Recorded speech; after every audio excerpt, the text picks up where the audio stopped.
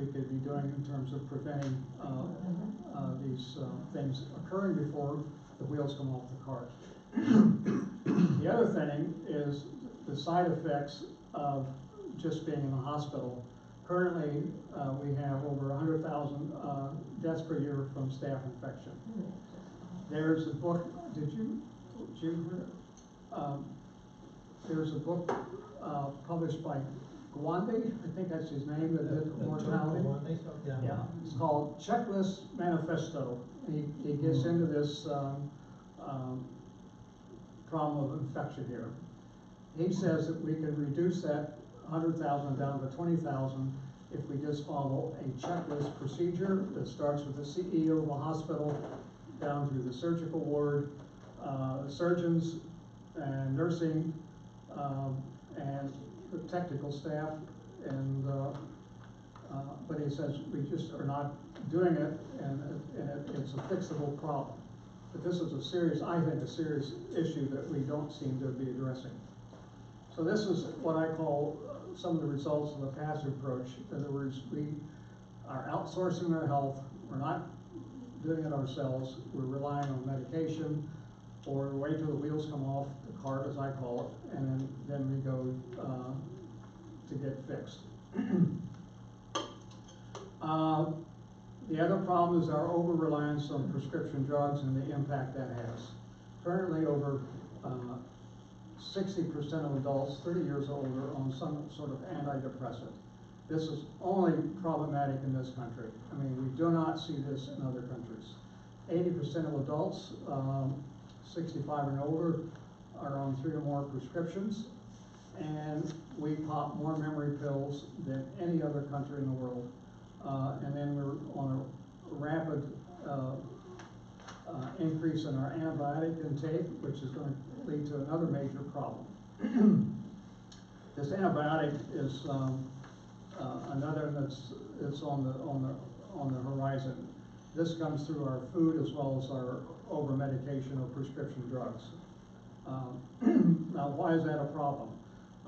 80% of our immune system is in our, what I call the gut, the gastrointestinal system.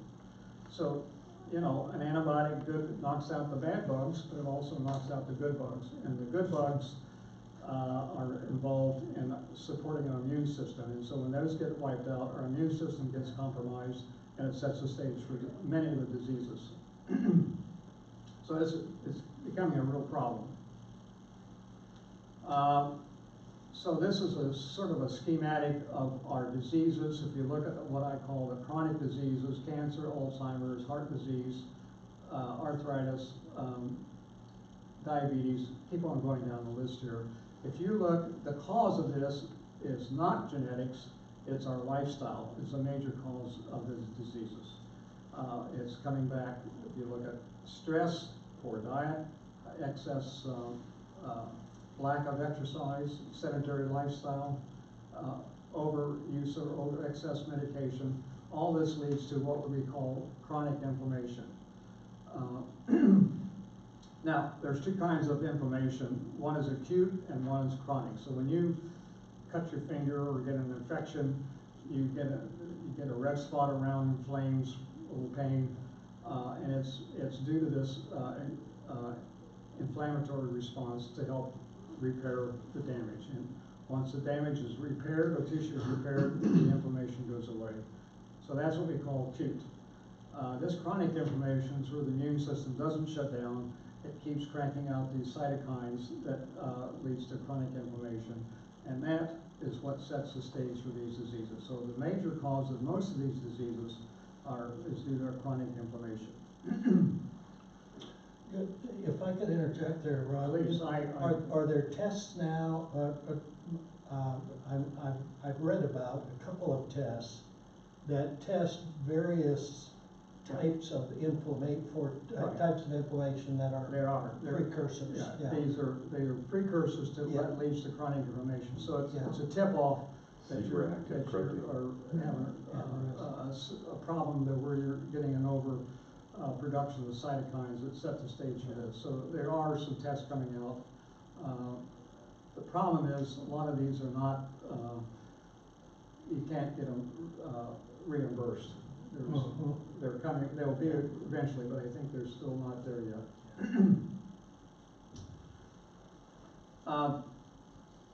Yeah, I'm sorry, if you have questions, please interrupt. I mean, I'm just sort of giving you an overview of the bad news, and then we'll go to get to the good ones here in a minute.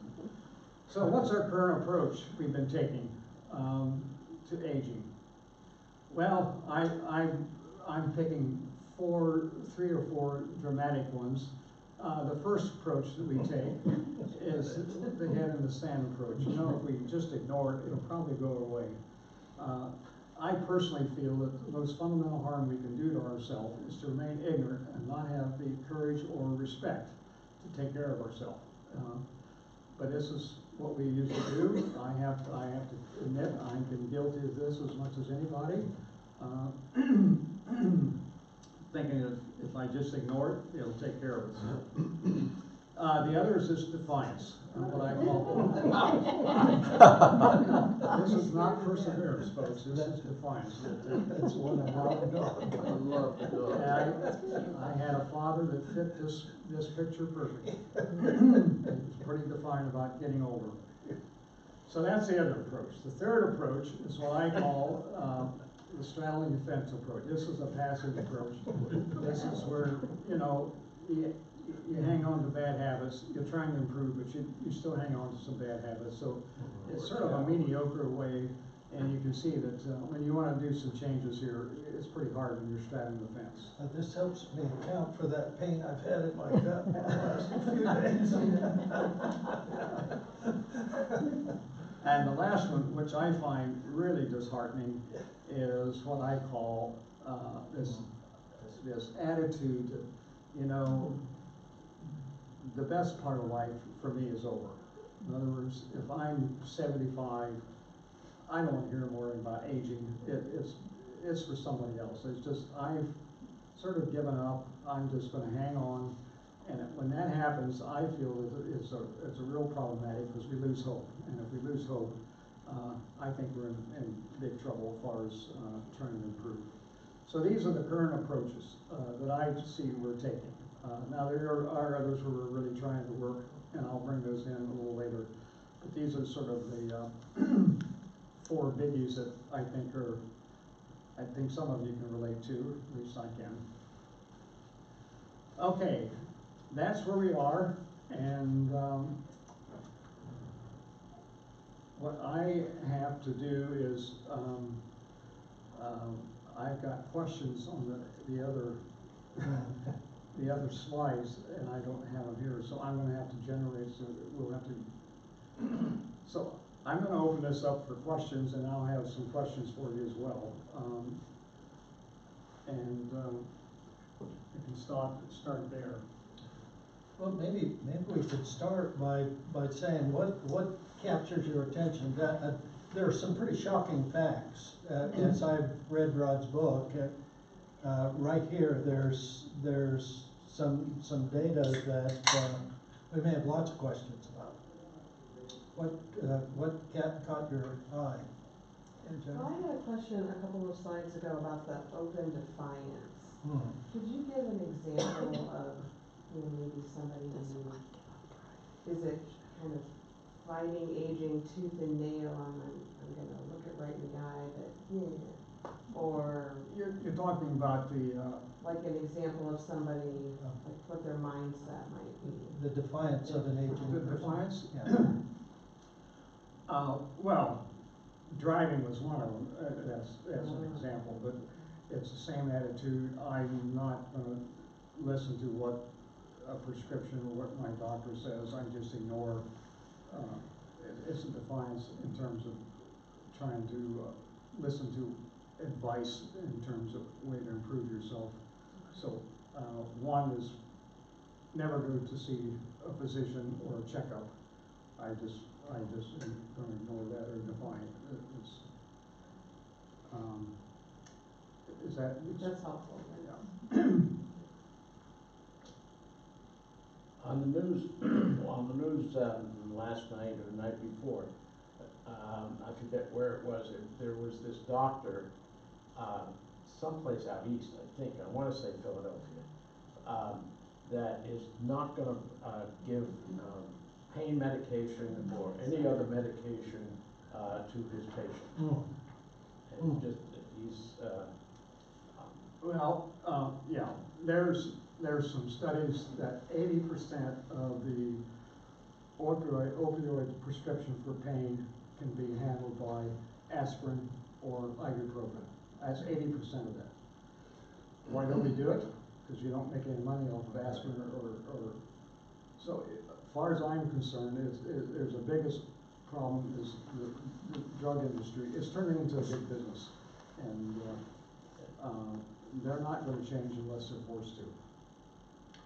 Yeah, I've had some conversations recently related to the opioid, and Rod and I talked as well, that the part of the challenge of the opioid epidemic is the demand, on the demand side. I have enough experience with opioids to recall very vividly the kind of the euphoric, a very brief, but usually short-lived, and it takes more to achieve the same thing. I don't get that with aspirin or ibuprofen. So I'm gonna want that prescription for a while at least, if I just want some kind of blissful effect, however short-term it is. Well, it's a two-way street. Yeah. The drug industry wants to, Sure. and we get a high on some of this, and it's sort of, there's no cycle here that anybody wants to break it, except where we end up with all these deaths with the opioid. Yeah. Other questions or thoughts? This figure that Rod gave, 100,000 deaths per year, and he made reference to Atul Gawande, who's written a book, his first book that went big is on being mortal, where he's really talking about the challenges of end-of-life care, which my generation and our generation is really posing in capital letters. And he is taking on, I understand that he's formed, that there's some kind of enterprise now with some billionaire backers to really develop an independent, research-focused healthcare model that challenges a lot of the, including what do we do to promote or prevent that 80% of 100,000 deaths a year that are the direct result of hospital-borne infections. And his demonstration, the research that he lays out that demonstrates it can be done by, we require pilots to go through a checklist before they even start the engines on an airplane. We don't have 100,000 deaths in airplane crashes in any year. But we don't require hospital employees to go through any kind of checklist to manage life and death care issues when the statistics are there. Well, I it's, think that the observation about our passive nature, particularly when it comes to healthcare. Yeah. And part of the reason I'm here is one, I've got aging parents and seeing an increased need for me to be more alert and aware to Yes. things going, I'm not going to doctor's appointments with them yet, but it's coming. And so I'm, what are your questions? Dad, what's on your notepad that you're taking to the doctor that are your questions? And I think, we're consumers and we're taught to be active in other arenas of our lives, be it when you take a car for service or whatever. So why aren't you asking why a healthcare professional hasn't washed their hands before they touch you? And yet we kind of stand there and this doesn't seem right. Other avenues we would say, well, wait a minute, but we don't when it comes to healthcare.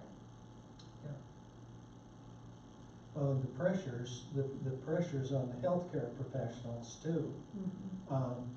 Do they even have time to touch you, so they need to wash their hands in a 20-minute visit?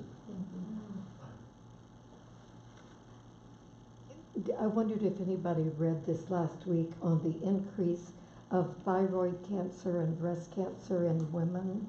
And part of it is due to the dental, when you get x-rays at the dentist, that they put the pad over you, and there is a piece that will come up over your throat, but they never use it unless you ask.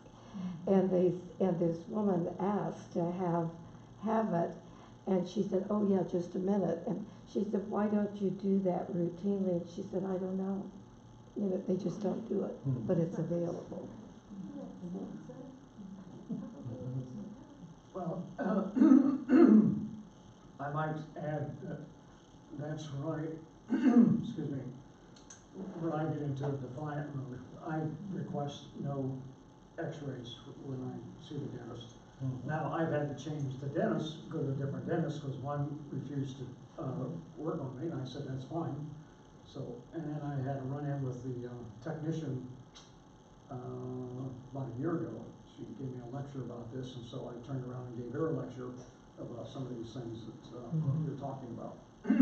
So my philosophy is, if I can't feel the pain in the tooth, I don't need an x-ray, and that's, you get a pretty big dose of x-ray.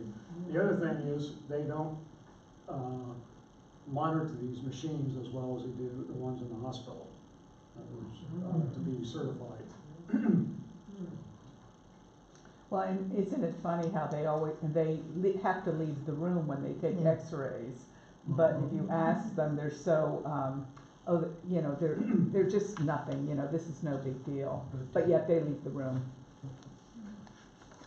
Well, it's the same thing. I think, you know, there's more and more evidence coming out that with these MRIs, the dyes, we're getting a reaction to these dyes that I think it is because we're getting so many MRIs. We get an MRI for anything anymore. Before, it used to 10 years ago, there had to be a serious disease before they had an MRI.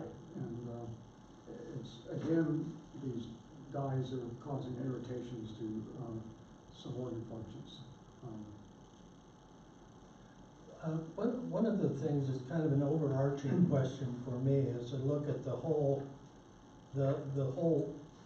topic of aging and health, well-being, the general health of any individual as we age, is the rather obsessive focus we've had over the last 10 years, perhaps especially, on the national healthcare system. Should it, all kinds of debates going on. How do we control the cost of healthcare?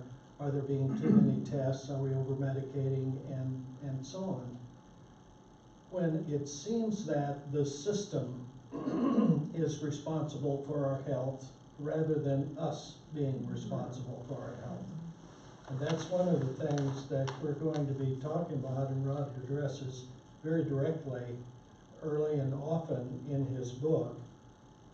Simply to answer the question, I happen to have a doctor that I was in residency with at Methodist Hospital 40-some, I don't know, maybe 50, almost 50 years ago now, who was a good friend, but he said, I'm your consultant. I am never going to tell you what to do.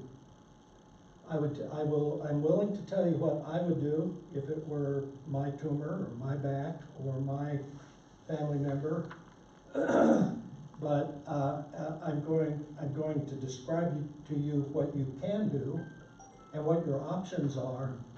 But you're the one who's responsible for, as he put it, you're the one who's responsible for your damn body, Hunter, and I want you to behave that way. Mm-hmm. That's kind of hard to forget when it's advice from your doctor. I can't say I've always behaved that way, but it's kind of like we're at that point where, as a society, the emphasis on you being responsible for your health is one of the critical messages, I believe, that you've put very well. It has a kind of an axis around which a lot of other information circulates. So Bob, culturally, we've given up taking responsibility for our health. How has this come about? Yeah, How have yeah, we I given have a question. away Yeah, that was my question. that responsibility? How does this happen? How does that? Culturally, how did this happen? How does it, we find ourselves in this spot? If you look at I your think it's all the grandparents, commercials. you look at your grandparents. I mean, we're bombarded with commercials on drugs and potions and to look younger, and people eat it up. They crave it all the time. They're addicted to it, and they want to get on that pill. And you can say no. I say no all the time, and then I'm called a rebel. And the veterinarian does the same thing. They want to x-ray your dog for, a little limp on his leg. Oh, I want to x-ray that. And you walk out spending $400 shaking your head. And I just say no. Well, so to some degree then, if behavior is incented because of monetary incentives, if the doctor was always incented somehow to prescribe either fee for service, right? But when the healthcare model has changed, compensation has changed and all that. I think, Bob, you pointed out that the whole debate over healthcare is what's driving behavior, what's driving up our healthcare costs? Well, it's this patient expectation. When I go to the doctor, I'll get fixed. I'll get a prescription. I'll get a service. He'll do some, prescribe a test to find out what's wrong and resolve the problem. And I've been told that doctors go, well, all my patients expect that I provide a prescription. I was almost, well, what are you going to prescribe for me to resolve my issue? And not only their patients, their attorney expects it too. Pardon me? The attorney expects it. Yeah. If they're sued for negligence because they didn't give you an MRI, when it might have been something that an MRI would have detected, now everybody's got to get an MRI if there's even a 6% chance. If those were all measures of critical performance indicators, right, that doctors were measured by, we all have been conditioned because they get paid or they get recognition or they're called a brilliant physician. So if we change the critical performance indicators for physicians and for the healthcare system, how do they measure success? Wouldn't that have a cultural impact? Wouldn't that engage us? Because I understand that healthcare systems are going through a change in how they measure how they measure patient outcomes. Okay, outcomes includes, this is yes and. It's not only the measures of success, but how do we measure failure? Because a doctor is a lot more worried about being in the bottom 10% than in the top 10% of success failure. You're out of a job if you fail or are negligent. And your insurance company and your attorney and your practice manager are all going to be saying, if you're not doing what's necessary to avoid being deemed negligent, that's much more important than assuring that you attain the highest quality of excellence in your performance. So it's a complex problem. I'm not laying this at the feet of the doc necessarily, but it's a symbiotic relationship. Yeah, exactly. That we all respond to incentives. We all like to be compliant because we're taught to do that in school, right? Our behavior is measured, and so it's going to take more than just the doc or just the insurance company or just the patient Mhm. I think, Yeah, yeah. Well, the other thing, I mean, in the last 5 years, hospitals are starting to advertise surgery. I mean, we've never done this before. Yeah, yeah, And it's becoming a big business. yeah. So what are some of the steps that occur to you, Rod, or any of us on moving in the direction of increasing my active responsibility for my own health and that of my loved ones?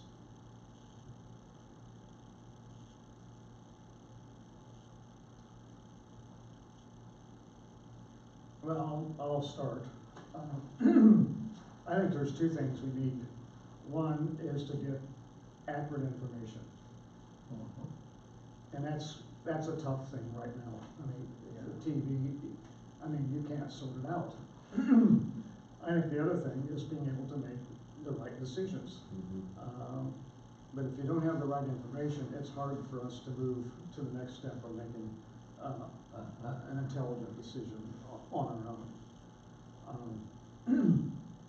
And I think that's one place a physician should help, is being able to provide some right information, even though it may not be a direct payoff to him or her in terms of revenue, but it would be.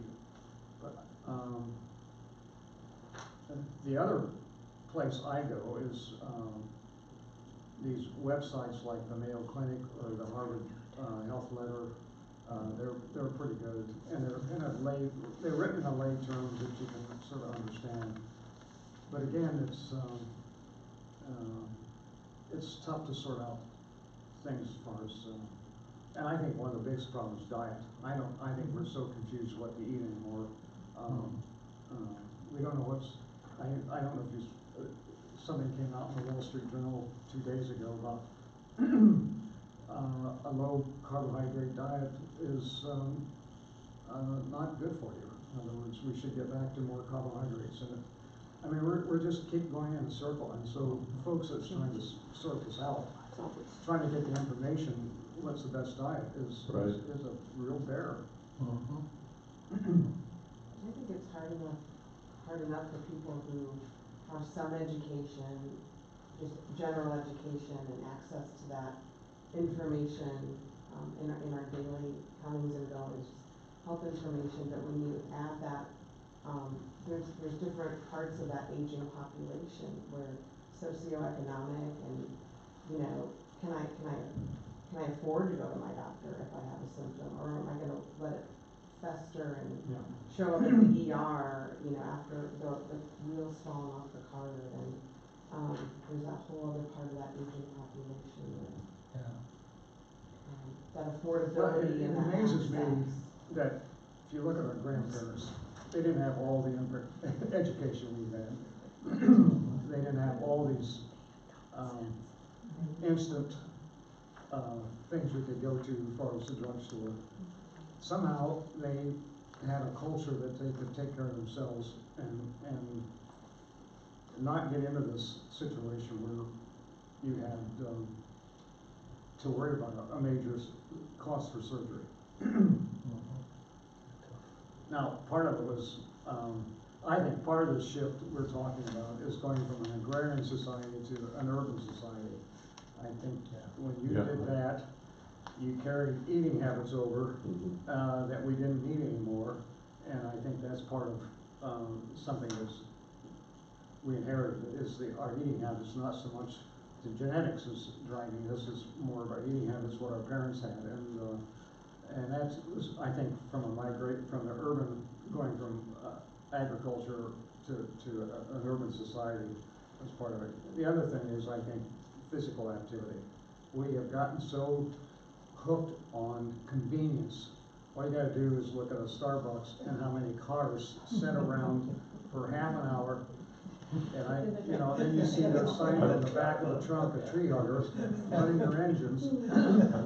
Get out and walk in and get a cup of coffee within 5 minutes. I mean, it's just insane. Why don't they drink it at home? Well, that's another problem. It I saves mean, the money. we just are hooked on this idea that that's part of our entitlement to, convenience and quick fixes. That's the other thing we've gotten into is, we do not want to spend time, 2 years to lose 20 pounds if we're overweight. We want something done in the, in 2 or 3 months.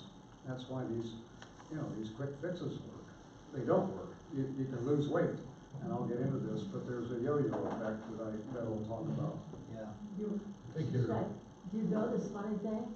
When I'm Lewis, sorry? when Lewis went and spent a month, I probably shouldn't be telling, when Lewis went and spent a month in Montana, somebody said he told him he lost 30 pounds just now. Lewis Galloway.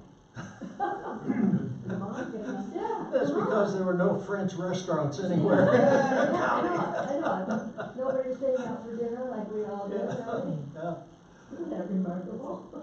Well, if you want some entertainment some afternoon, I've done this a couple times when I had an extra 10 or 15 minutes at the health club, in any health club. Just go and watch at the turn of the hour as aerobics classes and spinning classes and dance classes and all kinds of exercise groups are forming. Watch people flying into the lot, driving round and round, looking for the closest spot so they can run into the Yeah. health club and get as little exercise as possible. Yeah. Getting there. I think your shift, your notion about culture is very important. And the shift from the urban to agrarian to the urban. And that has affected medical practice. There was an ethicist, I'm spacing his name, medical ethicist, wrote a really interesting book about the medical profession. He talked about the doctor, surgeon as the lawyer. Mhm. I can do anything, I'm going to take everything on. The rest of the profession as technicians, we turn it over to technology. Yeah. And his argument was, what we missed is the old-fashioned country doctor, who was a conversation partner. So we've lost that sense of community. There's an interesting, Bob, you may, I'm not sure if it was Granger or Westburg, but I think it was, experiment in Ohio where they started putting medical clinics in churches. Yeah. And it was to treat people that often could not go to the doctor, so that there were two dimensions to it. If you were going to, you had to see the doctor, but you also had to see the minister just to talk. And initially, no one wanted to talk to the minister. But as the experiment went on, after several years, they said, I don't need to see the doctor.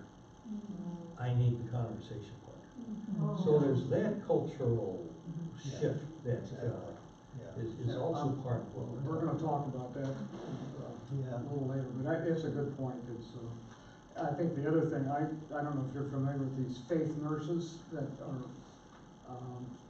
it's sort of the same concept. There's a nurse within a church or several churches. the Episcopal churches as a, And but they're struggling. And it's a big thing in Florida, but I think it's gonna grow around where churches like ours, because I think there's a lot of things could get solved with a nurse just talking plus a minister, that we could, before we run to the surgeon. And I think in our world today of a lot of medical specialties, we go to one doctor for this, and we go to another doctor for this, and we go to another doctor for that.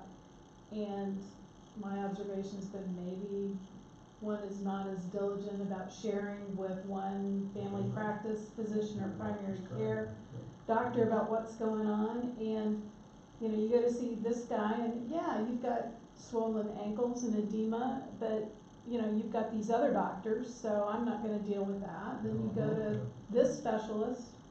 I see you've got swollen ankles, but you've got all these other specialists, so I assume they're taking care of you. And, family experience in the last 6 months was, it wasn't being tended to.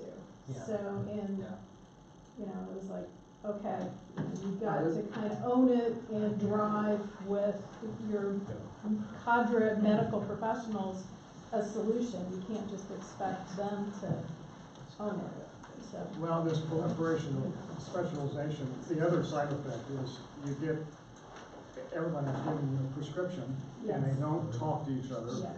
So you don't, and this is where you get into these cross-reaction.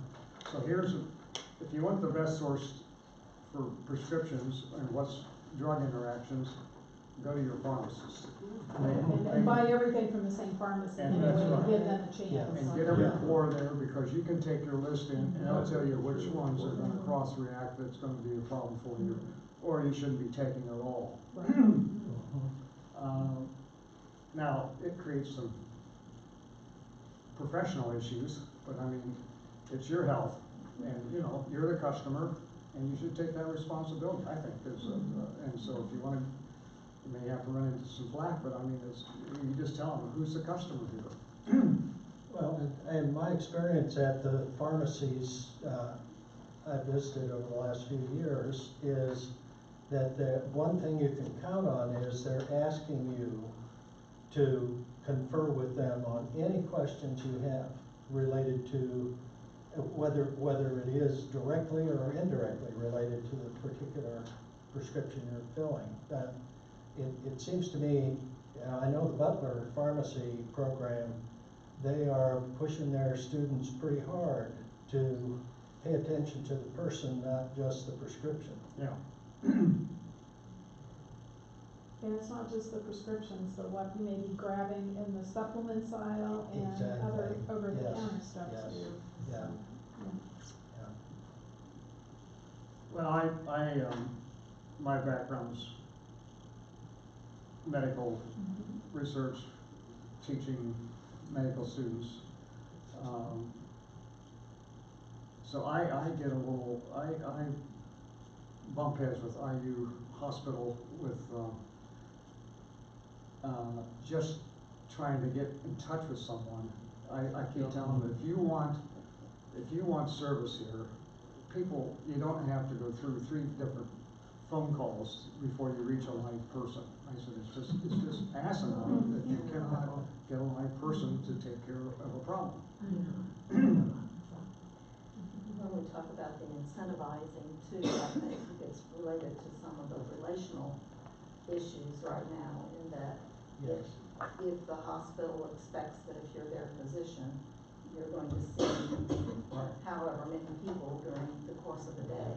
Mhm. And that leaves you no time to have relationship with your Yes. patients. Because I think that's a trend that we've been seeing that makes it hard. So unless you're particularly assertive and get right to your point with your doctor, Mhm. they're feeling the urge to be out the door. Because they're getting lots of pressure. I know we're from Anderson, and they just had a physician who was very beloved in the community because he was very personal with his patients in an oncology practice. And he didn't turn out enough patients per It's per an day, issue, you know. you know? Yeah. There was a gerontologist here in town, well, was he with IU or St. Vincent's? That one saw your mother. Oh, he was an internist, I believe, but he just focused more on older patients. He was at, Pardon? North. And he was let go because he was not seeing enough patients. I mean, it's just, he had a choice, either you pick it up or so I think he just took early retirement. But it's too bad that, I have to tell you, I switched interns, my internist, my first person I've gone through about 20 years was a student I had, MD, PhD, got all the qualifications. But he got caught up in this technology and stopped talking to me. It was just a checklist, no eye contact. I had got an infection from traveling, a UTI, which usually, I've never had one of these before, but I figured out what it was. I called him, he gave me a prescription without checking whether this was a UTI. I guess he just took me for granted. And I got a reaction to the antibiotic. And I actually worked it out through my son-in-law, who's a pharmacist, but I decided to go to a holistic person that is more interested in the whole person rather than a quick fix. A DO. But it was sad because, I mean, here's somebody I knew for since medical school. And some of us are able to do that. But you know, if they don't take time for eye contact, I mean, it's a turnoff for me. I mean, it really is. I mean, that's the minimum, I think, when it deals with your health and your life in that situation. Well, the problem with that is when you get the bill. When you get the bill. Yeah. Yeah. With no eye contact, no personal, anything else, that's it. Yeah. You know, one of the things Rod mentioned that there's related to the incentives as a full-bore partaker in the Medicare system in the last several years. I've been at least mildly pleased by the addition of an annual wellness check that my doctor reminds me I'm coming due for. And that's an opportunity where I have experienced some moments of real conversation with my doctor. I don't know if he's allowed 30 minutes for that wellness check, but it's really kind of going through, and my internist will ask me questions about, you know, what are you doing for fun? Which is the question that my wife's oncologist asked her as his first question every time we saw her through 2 different types of cancer treatment, one for ovarian cancer, advanced stage, and one for breast cancer, very aggressive stage. And same oncologist, Dr. Gupta, probably the only Dr. Gupta in the world. Wonderful guy, he's a character. First thing he would ask, he'd look Linda in the eye, I'd be sitting right there, he'd ignore me and say, what are you doing for fun? And he'd expect an answer. And the second thing he'd ask me was even more intriguing. The second thing he'd ask her is, are you giving him a hard time when you ought to be? And at first I thought that was just a playful question. I began thinking about it, and that is, that's a question that has to do with, I think, an important core issue as an elder in society. And that is, have you found your voice in your most significant relationships? Are you able to stand up for yourself and say, hey, I'm here. Talk to me about my health, not each other, for example. Or have you the strength or the sense of agency that is part of leading a vital life, whether you're an introvert or not. And my wife is kind of an introvert, in fact, pretty strong one. So it's all the more important question to her. And I think she always said some version of for sure to that question. But it's one to think about. Am I giving somebody a hard time, or have I found my voice in the most significant relationships in my life? Does that maybe allude to the slide, I think it was the 4th one, about hopeful versus hopeless? Yeah, that's right. Picture a little bit? I will not be a victim of my circumstances is part of that whole, Yeah, that's the one that bothers me the most, that people take this approach, that it's just where they give up hope. So that would correspond to the medical diagnosis of failure to thrive. Yeah. Maybe. Yeah.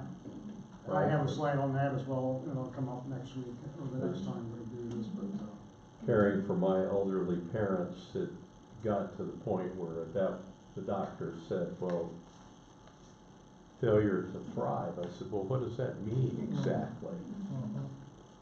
Well, after we did the dance, it basically, his response was, well, she's given up hope. Yeah, giving up on life. And if people in their forties, I believe that the forties, when the kids are starting to get ready to launch, is the best time or an optimal time to pose the question, what's your vision of growing old? What do you look forward to doing when you're in your 70s and 80s? And who do you know who's doing that, and what do you need to learn to be prepared for it? So who are your role models of aging? There are a couple of mine sitting in this room whom I won't name because Bill doesn't like to be pointed out for one thing. But I think we're informed by all of our role models of how do you do this, whether it's called retirement or simply ripening. I'd like to think of it as ripening. You're flirting with a pretty basic issue behind all this. Yeah. And that is, how do you deal with the question of death? Yeah. Well, it is, isn't it? I addressed the Indiana Medical Society probably 30, 40 years ago, and then gave a grand round of the medical school. But basically, death is the enemy. And the doctors don't want to talk about it. That's right. My wife's first oncologist, she had two wonderful oncologists, but the first one left, and he was so caring. And he said, I just can't do this anymore because all my patients die. Yeah. And I think Cardinal Bernardine in Chicago, who said, death became my friend. And it's how you understand that, that somehow shapes how we also deal with these basic questions. Yeah, exactly. I saw a lot of that. I think I've said that in different things before. Working in the medical field for a long time, saw a lot of dying and death, and that's why my wife and I, who also worked in the field, are very sure about what it is we want and don't want. And because we have seen it, and there are many, many things worse than dying, in my own opinion and my own thoughts about it. I am not scared about what comes next. I don't feel unsure about what comes next, and so give it my best shot while I'm here, but and try to stay as well as I can. But why are people afraid of death? What you were saying, they're afraid. Yeah. To me, you know it when you're born. You're born, you live a life, and you die. It's just part of the cycle. Yeah, and I'm not afraid to die. You know, I know, and my husband was an organ donor, and they sent me this book called The Dash, and maybe some of you have seen it. And The Dash is like 1934 to 20 whatever. Yeah. The dash is what you do in between there, and I thought it was a wonderful book. The Wonderful dash. book. Interesting, yeah. In between your birthday and your, yeah. I've heard of that book, come to think of Fabulous. it, but I'm not sure I've seen it, yeah. This is not an exact science, but when I was worked with a lot of older people and found that the ones that were nice and kind sort of got nicer and kinder. And the ones that were really mean and grumpy got meaner and grumpier. Don't you think that's all of our idiosyncrasies? Yeah. If you had them when you're young, they're gonna get worse when you're older. whether they're And, good or bad. I just view this, like right now, as absolutely the best time of my life. But I've always been sort of a Pollyanna. I've always the glass half full. And I got septic shock last summer, and you know, the doctors call me their miracle. And St. Vincent saved my life. I just need to give them a plug there. Their trauma level, they saved my life. And they told me that it was because I was so healthy.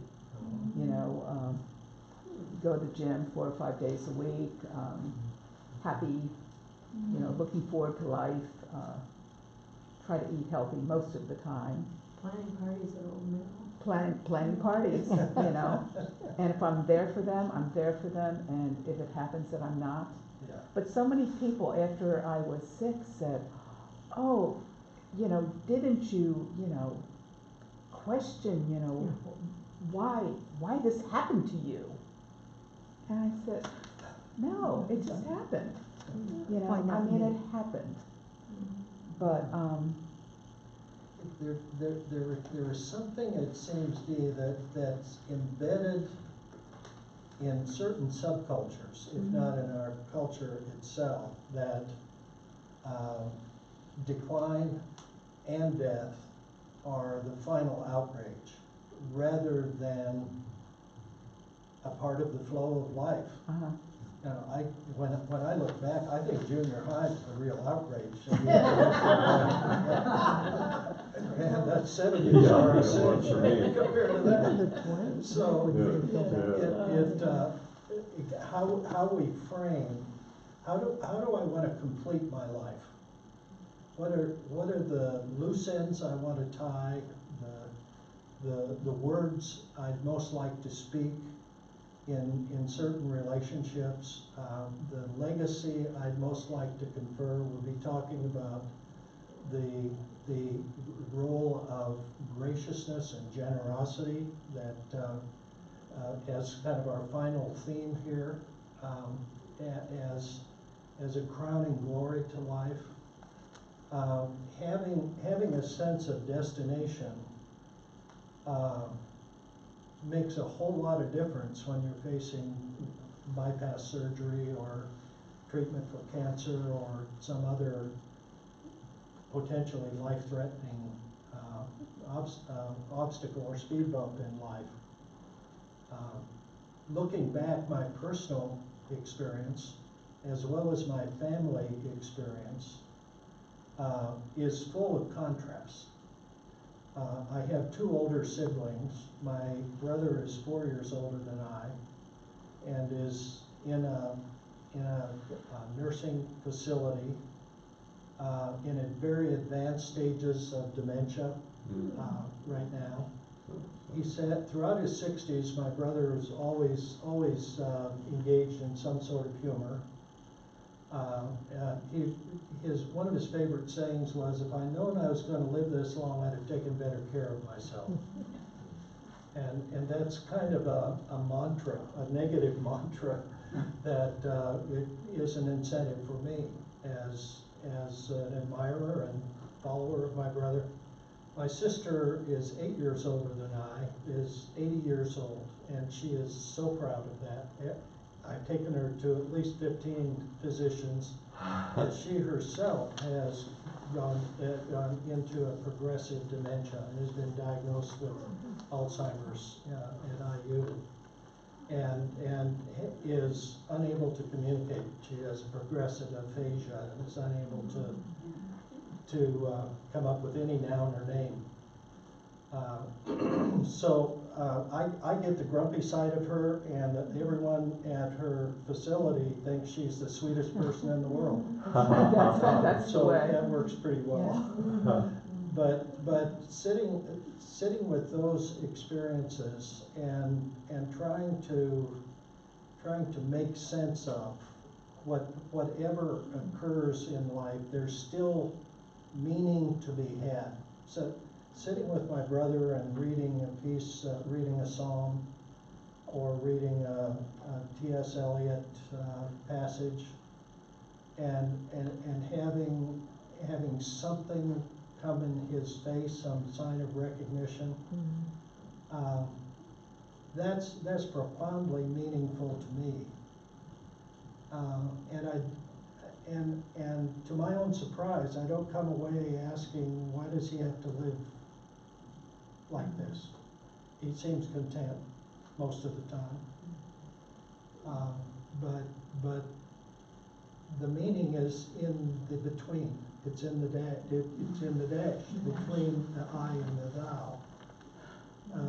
The texture of relationships we form in our 30s and 40s and 50s and 60s and 70s becomes the web of meaning that transcends illness and physical disability and decline and even disease and even death, ultimately. That's what I believe.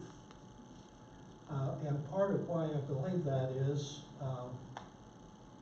the number of deaths, starting in the emergency room at Methodist Hospital 50 years ago, and ICU, and working as a pastor and seeing all kinds of deaths and all kinds of recoveries, life becoming far more precious after a life-threatening illness.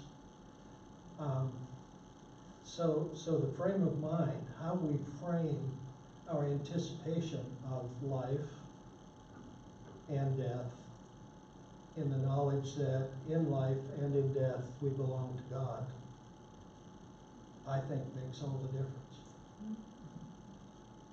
I wondered a lot at the hospital about people who were dying and their families if they had faith. Mm-hmm. And I think that's a big part of it. If you have a strong faith, you believe there's something else. Mm-hmm. It's not this big black dead end all of a sudden. And I think that makes a big difference in how well you're. But the other thing talking about, to me, there's such a difference between death and dying. Yes. Death, I have absolutely no control over. That's gonna happen.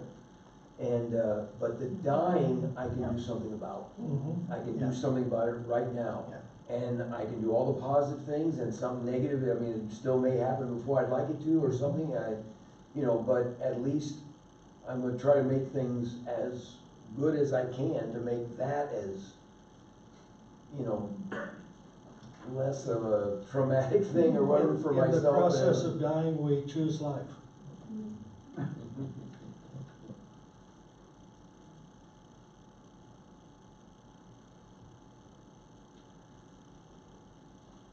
Anything else? I think, we covered most of the questions I was gonna generate from this. Next week this reading assignment is chapter 2 of the book, if you have the book. If you need the book, we've got some here. You can get it through Amazon. It's a little cheaper here, or you can download it, whatever you want, and we'll go from there. It's a good book, wonderful book. And we begin in 2 weeks from today, right? Yeah, we're meeting every other week, so, and next time will be 3/12, hopefully. And, Yes, we'll be across the hall in 312 from now, I think on through December 5th.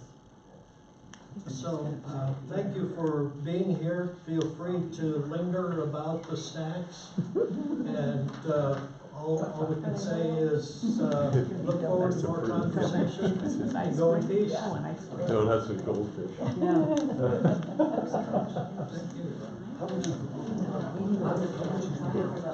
Oh, that was quite nice. Everybody got their last I was gonna offer to chip in on that. Well, I guess there's magic.